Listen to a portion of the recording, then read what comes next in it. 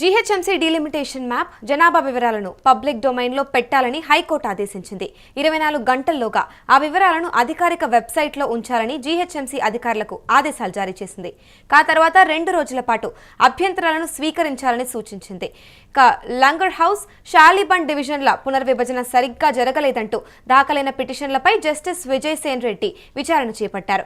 పిటిషనర్ల తరపున సీనియర్ న్యాయవాదులు ఎల్ రవిచందర్, ప్రభాకర్ వాదనలు వినిపించారు. అయితే పిటిషనర్ల అభ్యంతరాలను పరిగణలోకి తీసుకుంటామని ప్రభుత్వం తరపున అడ్వకేట్ జనరల్ స్పష్టం చేశారు.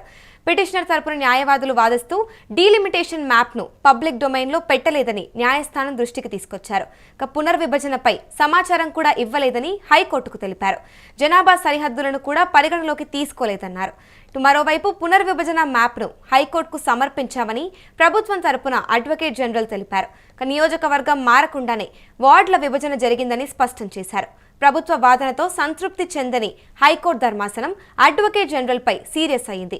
డీలిమిటేషన్ మ్యాప్ జనాభా వివరాలను పబ్లిక్ డొమైన్లో ఎందుకు పెట్టలేదని ప్రశ్నించింది. దీనికి స్పందించిన ఏజీ డీలిమిటేషన్పై కోర్టు జోక్యం ఉండకూడదని తెలిపారు. దీంతో డీలిమిటేషన్ ప్రక్రియలో అనుమానాలు ఉన్నప్పుడు జ్యుడిషియల్ రివ్యూ చేయొచ్చని పిటిషనర్ల తరపు లాయర్ వివరించారు. ఇరుపక్షాల వాదనలు విన్న హైకోర్టు జీహెచ్ఎంసీ డివిజన్ల పునర్విభజనలో జనాభా మ్యాప్ వివరాలను అధికారిక వెబ్సైట్లో 24 గంటల్లోగా అందుబాటులోకి ఉంచాలని ఆదేశించింది.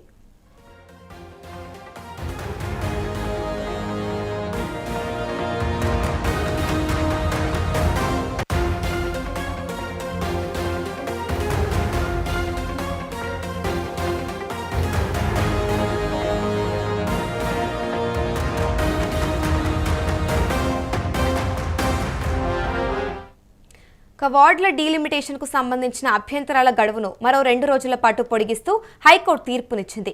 దీంతో గురు, శుక్రవారాల్లో కూడా సర్కిల్, జోనల్ ఆఫీసర్లతో పాటు జీహెచ్ఎంసీ హెడ్ ఆఫీసులో అభ్యంతరాలను స్వీకరించనున్నారు.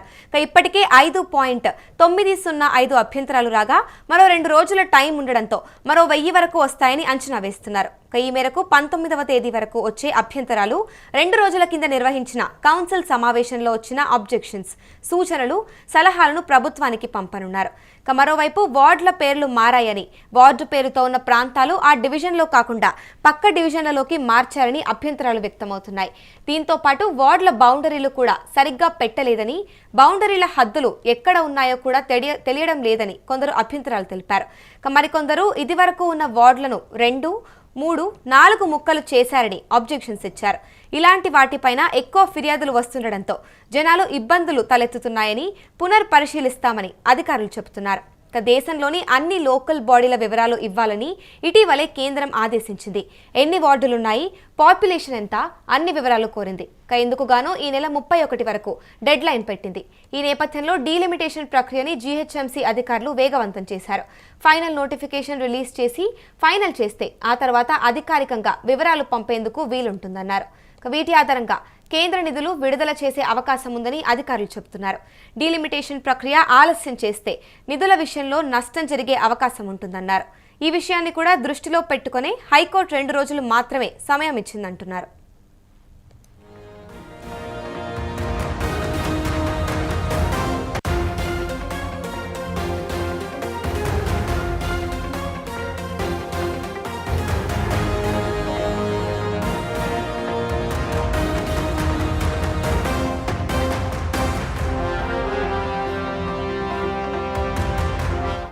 గ్రేటర్ ఎన్నికలకు మరో ఏడాది సమయం పట్టే అవకాశం కనబడుతోంది. వార్డుల డీలిమిటేషన్ కి సంబంధించి ఫైనల్ నోటిఫికేషన్ విడుదలైన తర్వాత కార్పొరేషన్ను 2 చేయడమా లేక 3 చేయడమా అన్న దానిపైన ప్రభుత్వం నిర్ణయం తీసుకొనుంది. కార్పొరేషన్ల బౌండరీలు ఫిక్స్ చేసి అధికారులు మరియు సిబ్బందిని కేటాయించి ఎన్నికలకు వెళ్లనుంది. 2 కార్పొరేషన్లను చేస్తే ఒక్కో కార్పొరేషన్లో 150 డివిజన్ల చొప్పున, 3 అయితే ఒక కార్పొరేషన్కు 100 డివిజన్ల చొప్పున ఏర్పాటు చేసే అవకాశం ఉందంటున్నారు. ఇదంతా కూడా పూర్తవ్వడానికి ఏడాది పడుతుందని, అప్పుడే ఎన్నికలకి వెళ్తున్నట్లుగా తెలుస్తోంది.